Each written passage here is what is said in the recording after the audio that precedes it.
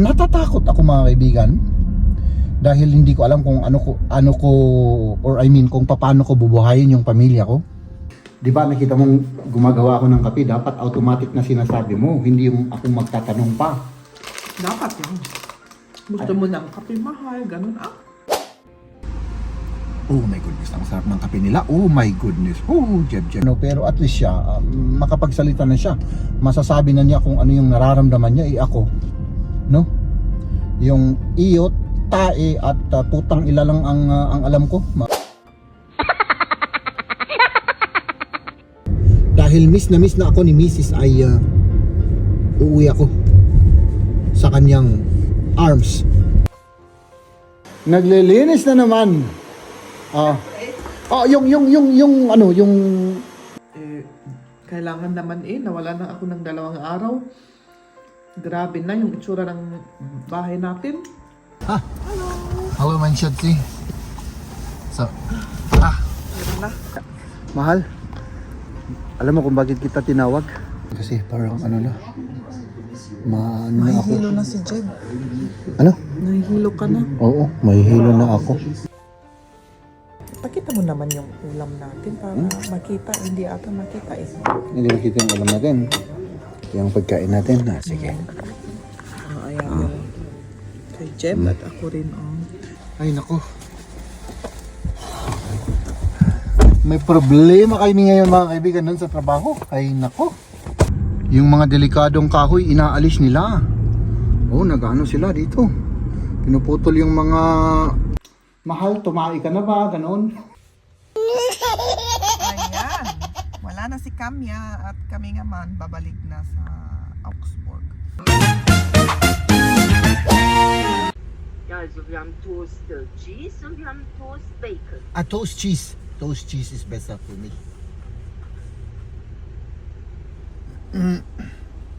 Ja, noch was? Das wäre alles dann. Das macht dann 3,29 bitte vor. Danke.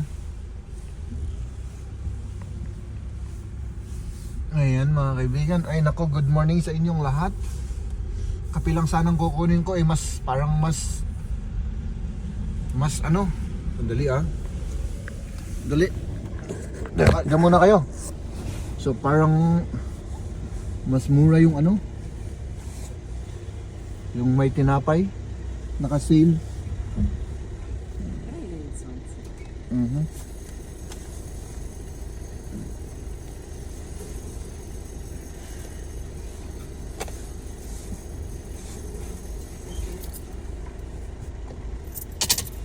Kasi doon sa wala.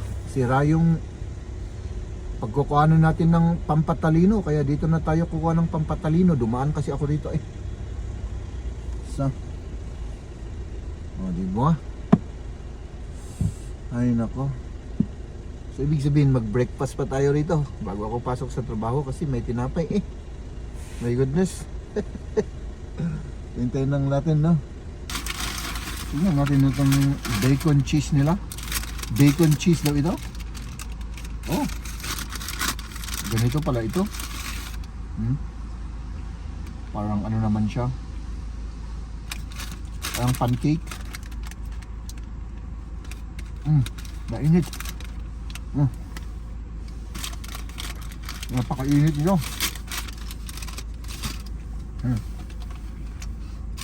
Nasa na yung milk, mga gatas. Maliit lang pala yung nila, kape. Kala ko medium. Kasi yung medium 3 plus yata yung kape. Ito 3 plus rin. Parang mas mura pa. May tinapay ka pa, diba? Hindi ako nakapagkape sa sa bahay, kaya yun, dito tayo magkakape. Tapos syempre as usual, back to work, diba? Oh my goodness, ang sarap ng kape nila. Oh my goodness. Oh, Jeb. Oh my goodness.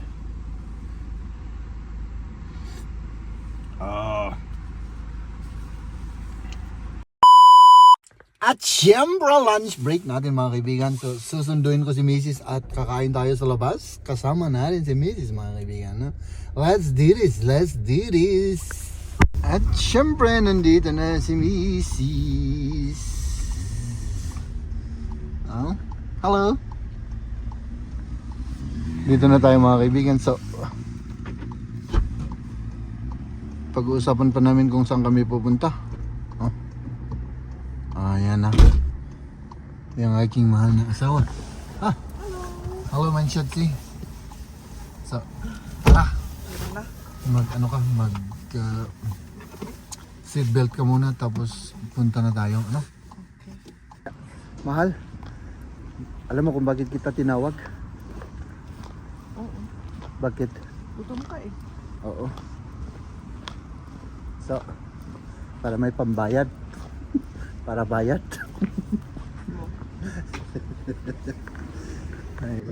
Wala kang kibo ah. Wala. Mhm. Naghihintay lang. Maghintay lang tayo ano ng pagkain. So, mayat maya ay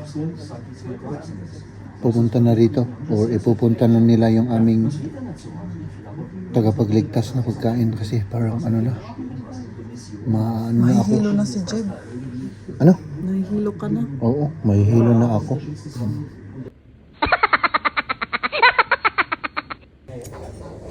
Kain tayo? Kain na. Kain. Ooh. Pakita mo naman yung ulam natin para makita. Hindi ata makita eh. Hindi makita yung alam natin. Yung pagkain natin. Ah, sige. Ayan. Kay Jeb at ako rin. Oh. Sarap yan. Masarap. Kain na.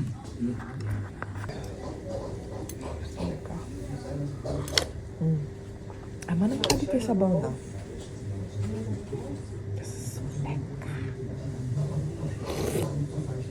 Oo. Yeah. Wow. Kaya pala gustong gusto mo yan, ano? Pre. Our hearts beat to the city streets. We began to feel the fire. We rise like tall buildings as the chemicals they take us high. At syempre, mas maganda yung mood natin, mahal, ano? Grabe. Kasi may laman yung tiyan namin. Ano? So ihatid ko lang si Mrs. no, sa bahay, malapit na kami. At pagkatapos nun mga kaibigan ay babalik ako sa trabaho. May mga gagawin pa ako sa trabaho. Tapos syempre dahil miss na ako ni Mrs. ay uuwi ako sa kanyang arms. Pag uwi ko, magyakapan kami dahil na-miss na daw niya ako. No? Grabe daw. Oo na. Ay, naka Jeb. So, nandito na tayo. Ayun, oh. So, dito na lang, ano, mahal? Dito na lang para, ano. At last, mga kaibigan. At last. So, at syempre, tayo na po ay umuwi na. Sandali lang, ah. Kita ba tayo dyan? Parang blurred yung ano, ah. Okay, siguro. Siguro, okay.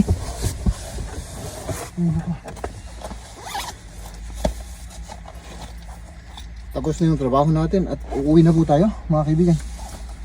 No? Let's go home. Let's go home. Ay, nako. May problema kami ngayon, mga kaibigan, nun sa trabaho. Ay, nako. No? So, buti na lang, no? Wala kaming masyadong trabaho. Kasi, dito kayo para hindi tayo malaglag. Kasi mga kaibigan, no? Kita ba ako? Ang daming nagkasakit. Pagkatapos kong magkasakit, nagkasakit yung boss ko. Tapos yung isang colleague namin. Tapos bukas aalis yung isang colleague namin. no? Tapos ayun, buti na lang walang masyadong trabaho, kasi pag marami po tayong trabaho ay nako, paktay na naman si Jeb. Paktay na naman, mag-overtime na naman si Jeb, no? So syempre, yung trabaho kasi namin may mga priority, at kung yung may trabaho na colleague namin ay may sakit, ay syempre tutulungan namin. Di ba mga kaibigan, ganun lang po yun, no? At pag ako naman ang may sakit, ay gagawin naman yung mga kailangan gawin na trabaho ko, no? So yung boss namin na since last week na may sakit, tapos ngayong week naka-leave siya, nag-leave, no? Tapos yung assistant naman niya aalis bukas kasi may importanteng aasikasuhin, no? So tatlo yata yung may sakit sa amin, no? Tapos yung isa pa nakasama ko rito ay ano na, medyo malapit ng ano siya, malapit na siyang mag-retire, no? After 32 years na yata siya dito na nagtatrabaho, marapit na siyang mag-retire. So hindi na rin siya masyadong makatrabaho gaya ng mga yun bang mga kabataan ba. So yun, ay nako, maswerte kami kasi walang masyadong trabaho ngayon. At yun, tayo naman ay uwi na po tayo mga kaibigan, no? Let's go home. Oh my goodness, anong nangyayari dito? Traffic? Ano pala, nag-ano sila, oh. Tingnan nyo to mga kaibigan, yung mga delikadong kahoy inaalis nila. Oh, nag-ano sila dito. Pinuputol yung mga delikadong mga sanga-sanga ng kahoy, kasi baka malaglag yun sa sasakyan, makakos pa to ng disgrasya, no? So ayun, no? Buti na lang, akala ko traffic, diba?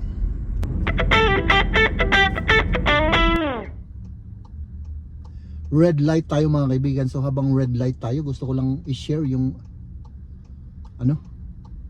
pumasok lang sa isip ko mga kaibigan, no? Noong unang panahon, nung paglapag ko rito, ay naku, grabe. Yun bang hindi ko ma-explain yung yung feeling ko noon paglapag ko dito, kasi mix yung mga yung mga nararamdaman ko. Unang-una sa lahat, natatakot ako mga kaibigan, dahil hindi ko alam kung kung paano ko bubuhayin yung pamilya ko, no? Kasi unang-una sa lahat, wala naman akong perang pumunta rito. Pangalawa, wala akong kaalam-alam. Wala akong alam sa sistema, wala akong alam sa mga patakaran, kultura, kung paano ba sila gumalaw dito para makibagay tayo, kumbaga. Siyempre wala akong alam sa mga ganun. Basta zero knowledge ako, no? At yung mga nasa isip ko rin na kung magtatrabaho ba ako rito ay yun bang magugustuhan ba nila yung aking performance, yung mga ganung nasa isip ko noon. Basta parang natatakot ako, pero confident din ako mga kaibigan. So parang sabi ko rin sa sarili ko, no choice, paktay kong paktay, sige, basta gawin lang ang alam na dapat gawin. Basta sumunod lang tayo sa batas nila, makibagay lang tayo, no? At hindi naging madali, pero at least na naman natin na na overcome. At yun, tuloy-tuloy na nandito pa rin tayo. Kasi sabi ko noon, pag hindi ko kaya, uuwi ako. Magpapatuloy ko yung pag-aaral ko dun sa Pilipinas, at doon na ako doon na kami maninirahan. Yun ang parang isang option, kasi kahit paano may option tayo, di ba? So sa awa naman ng Diyos ay yun, nag-umpisa ako At itong pinaka-importanting tip na or I mean na mai-share ko sa inyo yung bang napag-aralan ko dito. Yun, para bang maswerte rin ako kasi yung mga colleagues ko, yung mga naging kaibigan ko ay talagang gusto nila akong tulungan. No? Kasi unang-una sa lahat wala naman silang makukuha sa akin di ba?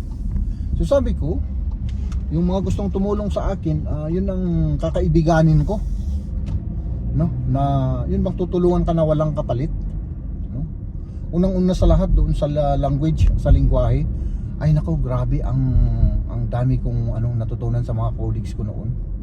Ay siyempre yung mga colleagues, ako lang ang hindi makapagsalita ng German noon. Meron rin akong isang colleague na pero at least siya makapagsalita na siya. Masasabi na niya kung ano yung nararamdaman niya, ako, no? Yung iyot, tae at putang ila lang ang alam ko.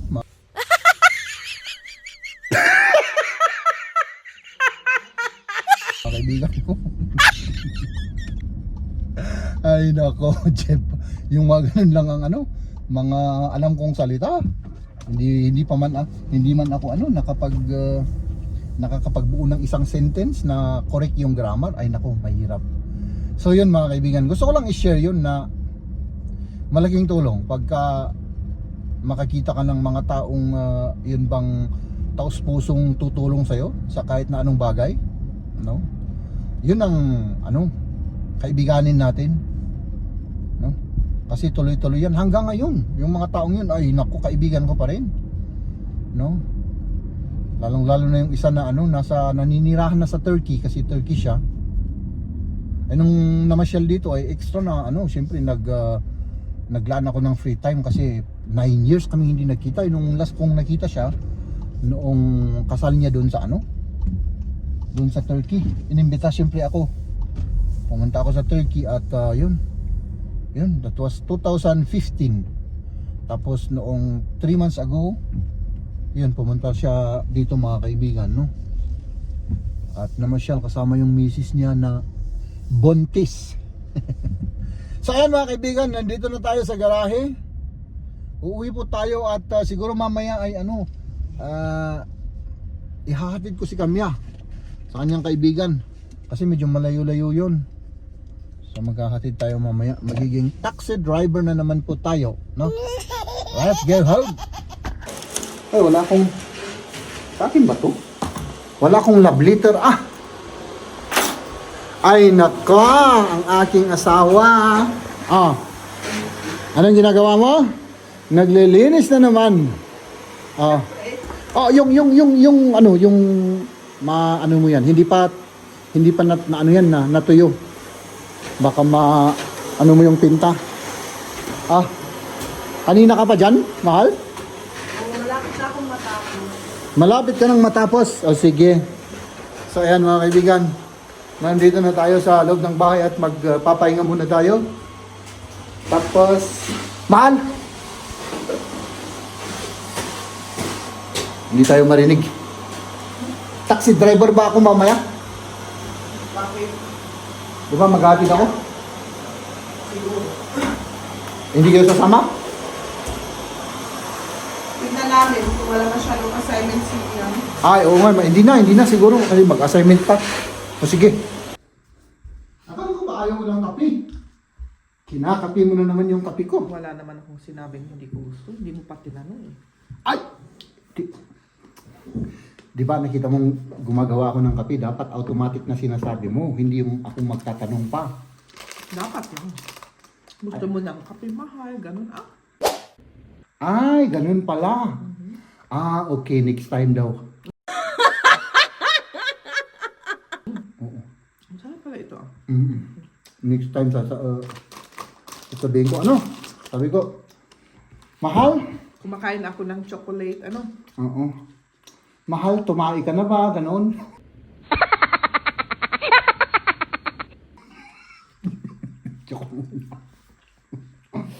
Nako. Parang lininisan mo yung buong bahay. Kailangan naman nawala na ako ng 2 araw. Grabe na yung itsura ng bahay natin. Linis pa ako sa kasilas mamaya. Ganun pala yan. Oo. Siyempre, alam mo naman, mahal. Naging busy ako. Hindi ko lahat maasikaso sa isang araw. Diba?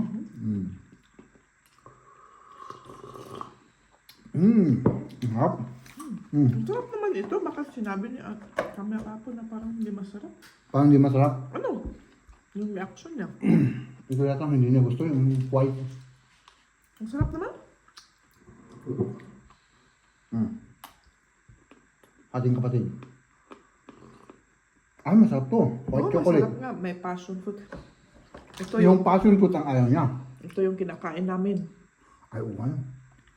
Binili ni Kamya kahapon. Sabi niya, Ano nakasulat tikman doon? natin ito kasi bago ata yan. For good vibes. Masarap naman. Type ko. For good vibes daw. Ayan. Susundo si mahal mamaya. Ako naman makakatid.